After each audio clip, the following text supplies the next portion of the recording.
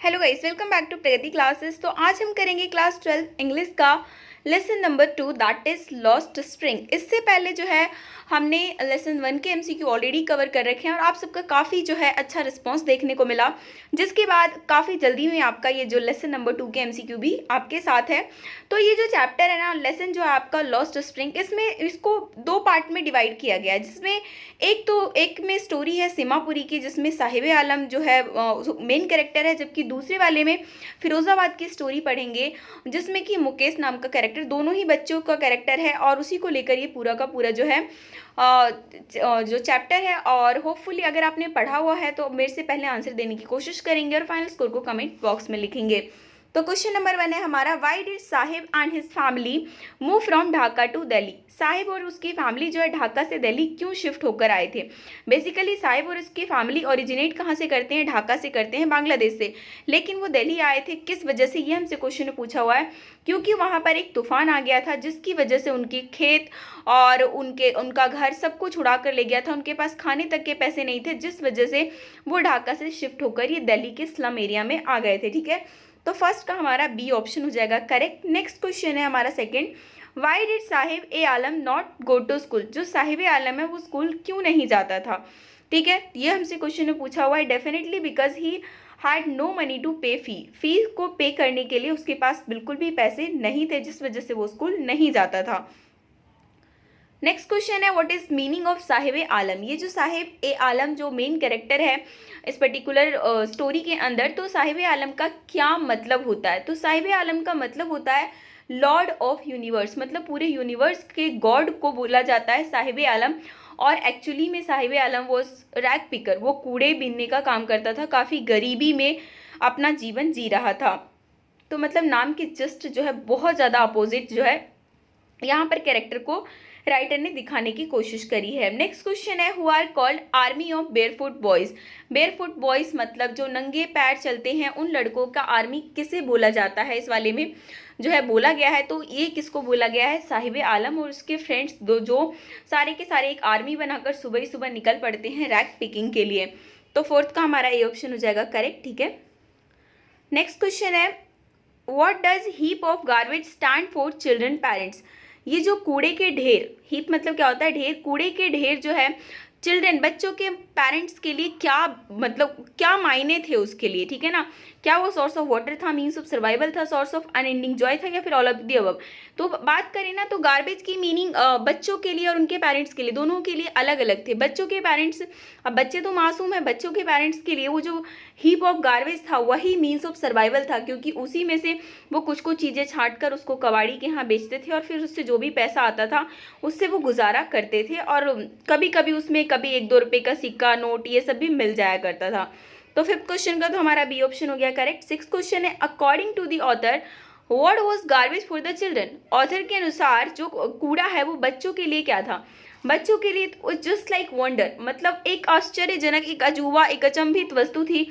मतलब उन्हें बड़ा अच्छा लगता था कि गार्बेज एक ऐसी चीज़ है जहाँ से मुझे कभी कभी 1 रुपये के सिक्के भी मिल जाते हैं, कभी नोट भी मिल जाता है। तो इस तरीके से ना बच्चों के लिए वो क्या था, एक वंडर था, और उनके पेरेंट्स के लिए मीन्स ऑफ सर्वाइवल। ठीक है, तो आपका 6 का हो गया बी ऑप्शन। नेक्स्ट क्वेश्चन है, why does Sahib remain barefoot. Sahib जो है बिना मतलब नंगे पैर क्यों रहता था, बिना चप्पल जूते के क्यों रहता था। अब देखिए उनका जो पूरा ग्रुप है उस तरीके से ही रहता था। वैसे तो उन लोगों ने अपना ट्रेडिशन बना लिया, तो ट्रेडिशन ऐसे नहीं बनाया कि हाँ उनको तो बड़ा शौक था कि हाँ हमें तो ऐसे ही चलना है। तो बेसिकली मेन रीज़न क्या था, क्योंकि वो इतने गरीब थे, कि वो जूते और चप्पल नहीं खरीद सकते थे, जिस वजह से साहिब और उसके सारे के सारे जो फ्रेंड हैं वो नंगे पैर होते थे। तो 7th का हमारा हो गया सी। नेक्स्ट है, what force Sahib to be a rag picker. किस वजह से साहिब को एक कूड़े बीनने वाला बनना पड़ा। ठीक है ना, कि तो क्या वो हार्डवर्क की वजह से, डेस्टिनी की, उसकी किस्मत की वजह से, या जो उसके आसपास के लोग वही काम करते थे इसलिए वो भी वही काम करने लगे, या फिर बहुत ज़्यादा गरीबी की वजह से। तो ये जो आपका आंसर रीज़न हो जाएगा एक्यूट पॉवर्टी। बहुत गरीबी थी, दूसरे देश से आकर यहाँ पर शिफ्ट होना, फिर ऐसा एरिया जहाँ पर सारे के सारे लोग यही काम करते थे, सबके सब गरीब थे। तो उस तरीके से साहिब भी गरीब था, ऐसा नहीं कि सब लोग करते थे तो इसलिए करता था, वो भी एक गरीब था, जिस वजह से उसको भी एक रैग पिकर बनना पड़ा। नेक्स्ट क्वेश्चन है हमारा, where does Sahib work after leaving the work of being a rag picker. जब वो कूड़े बीनने वाला काम कर लेता था उसके बाद वो कहाँ पर काम करने जाया करता था, ठीक है, ये क्वेश्चन हमसे पूछा हुआ है। तो उसकी फैमिली वालों ने जब वो उसका कूड़ा बीनने का काम हो जाता था तब उसको एक टी स्टॉल पे काम पे लगवा दिया था, ठीक है। तो 9th का हमारा बी ऑप्शन करेक्ट हो जाएगा, लेकिन वहाँ पर वो काम करके बिल्कुल भी खुश नहीं था। Sahib did not like to work in a tea stall because Sahib को जो चाय की दुकान पे काम करना बिल्कुल भी पसंद नहीं था। क्यों? क्योंकि क्या उसको सिर्फ 800 रुपये मिलते थे, इस वजह से वो खुश नहीं था, या उसे स्टील के कैनिस्टर से बिल्कुल नफरत थी, या फिर वो अपना मास्टर खुद बनना चाहता था, या फिर उसको जो जो बैग्स हैं उसको कैरी करना पड़ता था, तो इस वजह से, ठीक है ना। तो बेसिकली साहिब ए आलम एक ऐसा बच्चा था जिसको ये था ना कि मैं अपना मालिक खुद बनूं, कोई मुझ पर कंट्रोल ना करे कि हाँ तू ये कर ले तू वो कर ले, तो जिस वजह से उसको चाय के स्टॉल पे काम करना बिल्कुल भी पसंद नहीं था। तो 10th का सी ऑप्शन हो जाएगा हमारा करेक्ट। नेक्स्ट क्वेश्चन है, why did the rich boy give the tennis shoes to Sahib. एक अमीर आदमी ने टेनिस शूज साहिब को क्यों दिया था, ठीक है ना। बाद में जो है साहिब एक बार जूते में दिखता है जो कि एक अमीर लड़के ने दे दिया होता है, तो वो क्यों देता है, क्यों? क्योंकि उसमें उन दोनों जूतों में से एक में होल था, जिस वजह से वो उसको दे देता है। तो 11th का हो गया सी हमारा। The rag pickers have no identity. जितने भी रैग पिकर्स थे particular in the area of Seemapuri, जो कि स्टोरी दिखाई गई है, तो उनकी कोई भी आइडेंटिटी नहीं थी, कोई भी उनकी पहचान नहीं थी, लेकिन उनके पास इनमें से कोई एक चीज़ थी, ठीक है ना। उनके पास कोई आइडेंटिटी नहीं थी, लेकिन उनके पास क्या था, राशन कार्ड था, ठीक है। 12th का हमारा बी ऑप्शन हो जाएगा correct. Next the colony of rag pickers is situated in. ये जो रैग पिकर्स वालों की कॉलोनी है वो कहाँ पर सिचुएटेड है, ये हमसे पूछा हुआ है। तो वो कहाँ पर है, सीमापुरी में, जो कि दिल्ली का ईस्ट पार्ट है, ओके। नेक्स्ट क्वेश्चन है, one day Sahib was seen by the author watching some young man playing. एक दिन साहिब ने ऑथर को देखता, मतलब साहिब जो है दिखता है ऑथर को watching some young man playing, कि वो जो है ना वो क्या कर रहा है कि लोगों को खेलते हुए देख रहा है। क्या खेलते हुए देख रहा होता है, तो वो खेलते हुए देख रहा होता है क्या, टेनिस, और उन्हीं में से तो एक जन ने उसको जूता भी दिया था, ठीक है ना। तो 14 का यहाँ पर हमारा बी ऑप्शन हो जाएगा करेक्ट। नेक्स्ट क्वेश्चन है, according to the author rag picking has become over the years what. मतलब ऑथर के अनुसार रैग पिकिंग जो है ना सालों साल बाद, अब उनकी थोड़ी सी अगर कंडीशन ठीक भी हो गई थी तब भी उन लोगों ने इसे क्या, एक कला के रूप में मान लिया था, और सब लोग एज अ फाइन आर्ट इसको फॉलो करते जा रहे थे, ठीक है।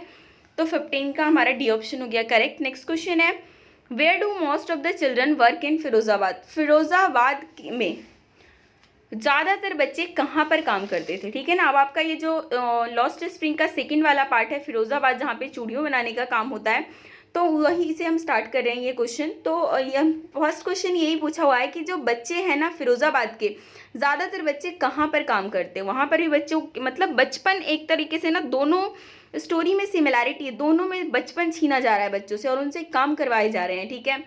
तो यहाँ पर आपको बता दें कि फिरोजाबाद जो है वो में सारे बच्चे ग्लास इंडस्ट्री, कांच की इंडस्ट्री में काम किया करते थे। नेक्स्ट क्वेश्चन है, where does Mukesh family work. Mukesh की फैमिली कहाँ पर काम करती थी। तो मुकेश की भी जो फैमिली है वो क्या, बैंगल फैक्ट्री में ही काम करती थी। चूड़ियाँ जो बनाने की फैक्ट्री होती है, और वैसे भी आप सभी को पता होगा फिरोजाबाद जो है चूड़ियों के लिए वर्ल्ड फेमस है। अभी मतलब पूरे ऑल ओवर इंडिया जो है चूड़ियाँ वहीं से आती है, लेकिन मतलब वैसे तो चूड़ियाँ सारी वहीं बनती है, लेकिन जो बनाने वाला होता है वो बहुत गरीब होते हैं, ठीक है। तो 17 का यहाँ पर हो गया हमारा डी। नेक्स्ट है, what sanctity attach to bangles. चूड़ियों के साथ कौन सी पवित्रता जुड़ी हुई है, ठीक है ना। हमारे इंडियन कल्चर के अनुसार दे सिंबलाइज एन इंडियन वुमेन सुहाग। औरतों के सुहाग का प्रतीक होता है चूड़ियाँ, ठीक है। तो 18 का बी हो गया आंसर। मतलब बेसिकली ना उस वाले लेसन में दिखाया गया है, क्योंकि जब मुकेश की फैमिली के यहाँ ऑथर जाता है तो एक लड़की होती है जिसका नाम सविता है, अभी तक मतलब वो अनमैरिड है, लेकिन उसकी फैमिली से कहते हैं कि ये चूड़ियों का महत्व सब तब समझेगी जब वो दुल्हन बनेगी। क्यों? क्योंकि जो है बैंगल्स को इन्होंने सिंबलाइज कर रखा है एज अ वुमेन सुहाग, ठीक है। तो 18 का बी हो गया हमारा करेक्ट। नेक्स्ट है, what was the profession of Mukesh father before he became bangle maker. चूड़ी बनाने वाले से पहले जो है, मतलब चूड़ी बनाने वाले तो वो बाद में बने, लेकिन मुकेश के फादर पहले कौन से प्रोफेशन में जुड़े हुए थे। तो पहले वो किसका काम करते थे, टेलरिंग का काम करते थे। नेक्स्ट है what did Mukesh want to become on growing up. Mukesh जो कि अभी छोटा ही है लेकिन वो बड़े होने पर क्या बनना चाहता है, ठीक है ना। मुकेश जो है अपनी फैमिली मेंबर से काफ़ी डिफरेंट है। वो चाहता है कि मैं अपना ये वाला काम जो बेंगल में जो पीढ़ी दर पीढ़ी करती आ रही है मैं वो ना करके मैं कुछ अलग बनूं। तो वो बड़े होने के बाद एज अ मोटर मैकेनिक बनना चाहता है, ठीक है। तो 20 का ए ऑप्शन हो जाएगा correct. Mukesh wants to learn to become a motor mechanic by. Mukesh जो है क्या सीखना चाहता था, अगर मोटर मैकेनिक उसे बनना है तो वो उसको क्या सीखना होगा।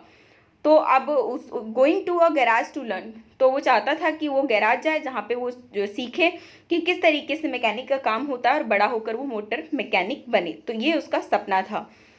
तो 21 का तो हमारा हो गया बी ऑप्शन करेक्ट। नेक्स्ट है 22, in what kind of house does Mukesh live. Mukesh जो है किस टाइप के घर में रहा करता था, ठीक है ना।